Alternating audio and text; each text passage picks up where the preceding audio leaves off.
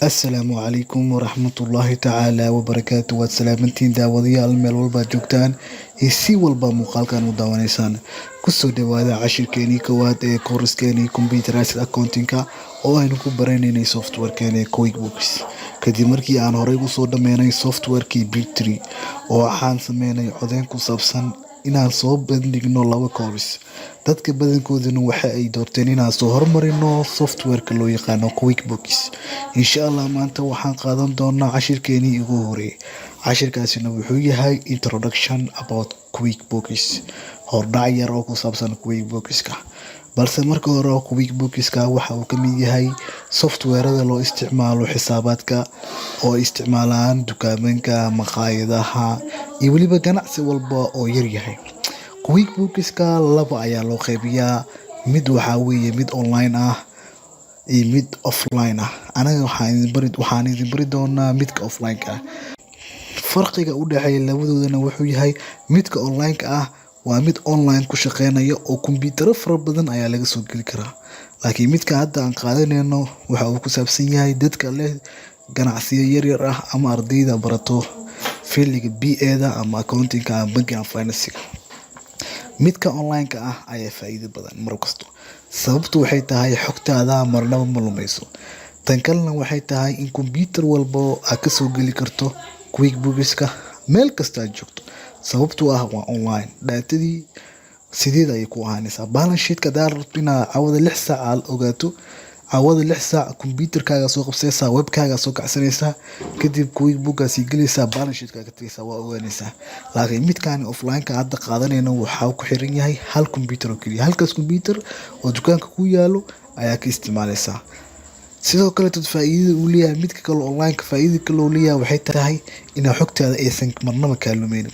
Waayo xogta waa online. Transaction hadaad sameyso online-ka galaysaa ma kaa lumayso marnaba. Laakiin midkaan haddii kombiyuutarkii uu virus kaaga dhaco ama backup la'aan uu ku yahay ama qof uu kaa dalido, xogtii way kaa baxaysaa. Laakiin midkaasi online-ka ah xogtaada ma baabixiso. Laakiin midka online-ka mid kale oo dheeriya waxay tahay inay lacag tahay oo aysan ahayn wax bilaash ah.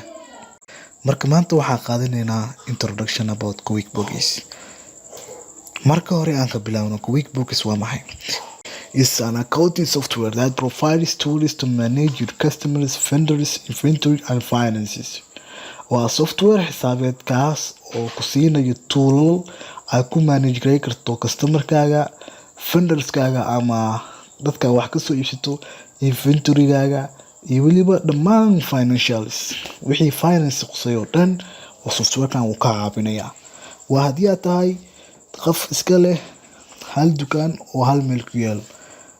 Haddii aad xarun dukaamo fara badan aad leedahay oo different meelo badan kala joogo, waxaad u baahan tahay mid kasto inaad hal QuickBooks ku sameyso.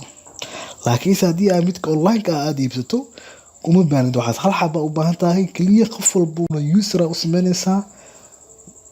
Transaction-ka waa u gelinayaa, check horaa ka soo baxaysaa. Laakiin haddii dukaankaaga iska yar yahay, midka offline-ka ah oo free-da iska isticmaali kartaa. Okay, hore noo sii wad. Halkan waxaan qaadanaynaa faa'iidooyinka uu leeyahay QuickBooks-ka. First waxa waaye simple and fast data entry. Markii xogta la gelinayo waa fududahay, sidoo kale degdegsiimo ayuu transaction-ada wax dhan ku saameynayaa. Yani hal mar haddii aad maanta hadda sales aad sameynaysaa, check income statement-gaaga waa isbedelayaa, inventory-gaaga wixii aad gatay way ka baxayaan, cost of goods oo lacagtii oo aad gelayso, profit-kaaga isla markaa isbedela. Yani one second ku qaadanaysaa. Sales-ka markaad sameyso safe aad dhahdo isla markaa intaas oo transaction asaga dhacayo. Waa simple haddana markaad sameynayso waa fudud yahay, fast waana degdegsiimo. Midda labaad faa'iidada uu leeyahay waxay tahay quick and timely financial reports. Waa financial report-ga wuxuu kugu soo badnayaa sida uu dhaqsiyaa badan haddii aad dalbato. Iyadoo waliba xaaladaas la taagan yahay. Tusaale ahaan balance sheet-ka u baahan tahay.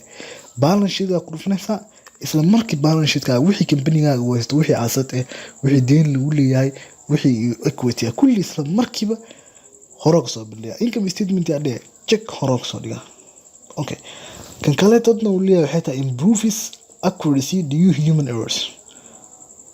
barnaamijkani marnaba lagama yaabo inuu khalad sameeyo sida dadka bini'aadanka ay khalad ay u sameeyaan.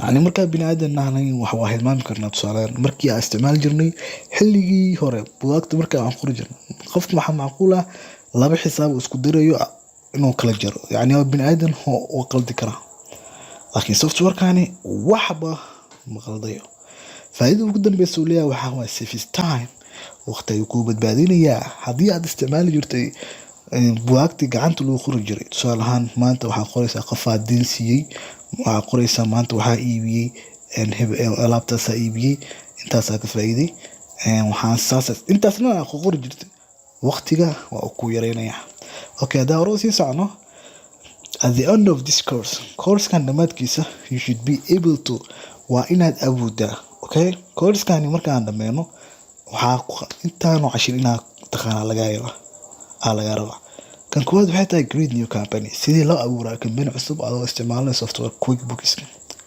cashirkeena la xiga wuxuu noqon doonaa how to create a chart of account sidee loo sameeyaa akoonada QuickBooks dhexdeeda akoonka income-ka inaad sameynaa rabaa akoonka sales-ka inaad sameynaa rabaa akoonka expense-yaasha wixii akoonada qaar waa diyaarsan qaarna adaa laga rabaa inaad sameyso laakiinse waxaan ku baraa sida loo sameeyo kulligood akoon kasta laakiin waxaa muhiim inaad ogaato akoonkan waxa uu yahay tusaalahan kirada guriga inaad expense ka dhigtid akoonka cashka ah banki aad kasoo dhigtid yani anaa idin tusi doono insha allah iyadoo practical ah cashirka saddexaad aan qaadan doono wuxuu noqon doonaa insha allah create a customer vendor and inventory items sidee loo sameeyaa markii macaamiil aan nagu soo bijiro inaan abuuri karno sidoo kale create a vendor sidee loo abuuraa vendor waxaa loo yaqaanaa qofka adiga wax kasoo iibsanaysid cashirkeena saddexaad dhexdiisa waxaan kusii qaadan doonaa insha allah inventory items sidee baa loo abuuraa inventory items tan waa ugu muhiimsan sababtoo ah waxaa la rabaa QuickBooks inaad xogta dukaankaaga oo idil aad gelisaa lagu baahanyahay si aad u socoto ama aad ula socoto dhaqdhaqaaqa ganacsigaaga waliba waqti yar waxaa u baahan tahay inventory kastoo aad iibiso inventory waxaa loogu jiraa badeecada aad iibiso okay waxaa macquul marka qaar inaad badeecadan aad iibin oo service bis aad qabato service waxaa la adeega alqaa okay product iyo service waxay kala duwan yihiin qofkii oo tusaale ahaan product ka iibsado inventory ka qaatay alaab ka qaatay laakiin waxaa laga yaabaa qof wax ka iibsaday waxna aan ka qaadanaa jiro oo maxaa kamid ah telefoonada samaysa tusaale qofaa telefoon haysan ku keenay waad u samaysay lacag ka qaadatay qofkaas telefoonkiisa la qaatay wax cusub uu ka qaatay waa may service alla tusaale shirkadaha isgaarsiinta oo kale hadda waxaa laga yaabaa inay internet ay isticmaalaan okay ama aqaf waxay marka shirkadaasi wax ay masiinus wax la taaban karo ay toojib wax la taaban karo masiinus haddana saas oo tahay lacagna way qaadanaysaa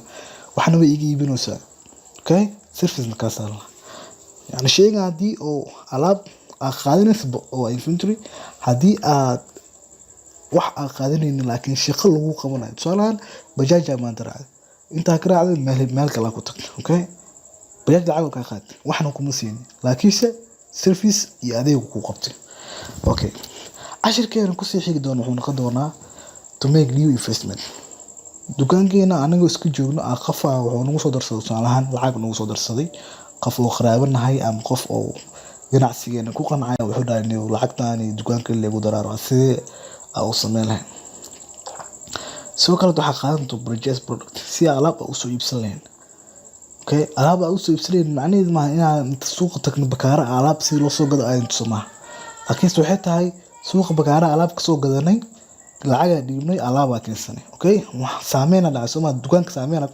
lacag ka baxday alaab soo gashay sidaas inaad computer u gelisaa laga rabo computerka aad dhahid niyo cash intaas la faac waa iga baxay alaabtaas oo iga baxay alaabtaas ay soo gashay soo gatay naadud ana story go practical okay to sell product to ashkan ku xigo waxaan noqon doonaa to sell product sidee baa loo iibiyaa alaab okay salahan $6 nagu fadhiya waxa gadnay $8 meeqa doora ka faa'iido $3 waxaan rabnaa sheygaas aan gadnay inaan computerka gelino $3 ee nagu korto faa'iido nagu korto $5 ee nagu korto cost of goods sold nagu korto alraa revenue weyn goodna oo ku kordho 8 telefoonka ama alaabka aan $5 kugu fadhiyo isla computerka kugu jiro okay inventory ahay shaygan hal xabba ku yiil tusaalahan halka xabba cost of goods sold wuxuu kugu fadhiyo $5 kugu fadhiyo inta kugu fadhiyo intaas waa okay waa iibis sheegaan markaa iibis meeqaa kusoo gashay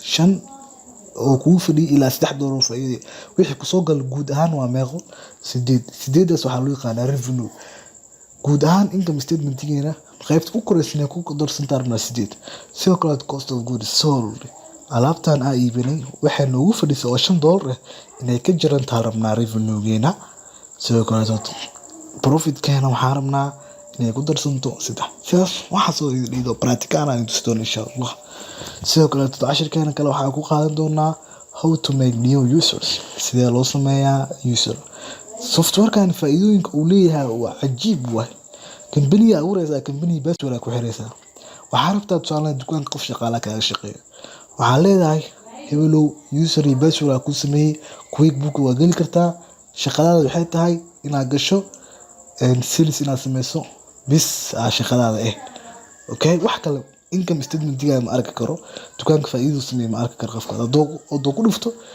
fariina loo soo saaro online user-ka awood uma leh inuu arko waa software cajiib xaqiiqatan soolaan dukaanka adaa iskale laakiin waxa kaaga shaqeeya qof kale kaaga shaqeeya waxa rabtaa inaad xogtaada akhrisid soolaan faa'iido sameysay alaabta inventory ku taasho lacagta ku fiirso kulli income statement-ga lacagta balance sheet-kaaga si lacagta loo kala leeyahay deynta lagu leeyahay waxaas dhan inaad akhrisid rabto software-kan wuu ku faa'iideeyaa oo user sameynaysa qofka waxa leedahay wariya user ku sameeyay sales bisa sameyn kartaa qofkii marka wuxuu sameynaa sales soo sameyn kara awood kale ma walaam adina laakiin user-kaaga awood dhan uu leeyahay oo guud ahaan user kale uu sameyn kartaa ma user tira badan sameyn kartaa okay soo kale debt payment sidee loo bixiyaa diin oo lagu lahay aad iska bixisay sidoo kale waxaa soo geey doon macaamilaha waxa lacag ku leeyahay lacagta ku keenay sida u diiwaan gelinaysaa iyo cashiro kale tiro badan oo ku saabsan isla software-kaani inta hadda idin soo koobay waa intii aan hadda maskaxdayda ku soo dhacsnay waxaa laga yaabaa in cashiro ka badan ay ku soo dhacaan insha Allah mid kasto cashir gooni ah ka soo suubin doona adinkana waxaa idin rajaynaa waxay tahay muuqaalkan marka hore inaad like saarto sidoo kale dad aad fiirsato cashirada kale ee ku soo xiga insha Allah biidnillaahi kariim lana sii wadaagto asxaabta isku fadalka tihiin qof walba is leedahay maanta wuu ka faa'iidi karaa koorskan waa Cabdilbaasit Xasan Nuur oo idin leh adoo dhaxal reebi karo hanoqon dinta ala tabin wassalaamu calaykum waraxmatullaahi tacaala wabarakaatuh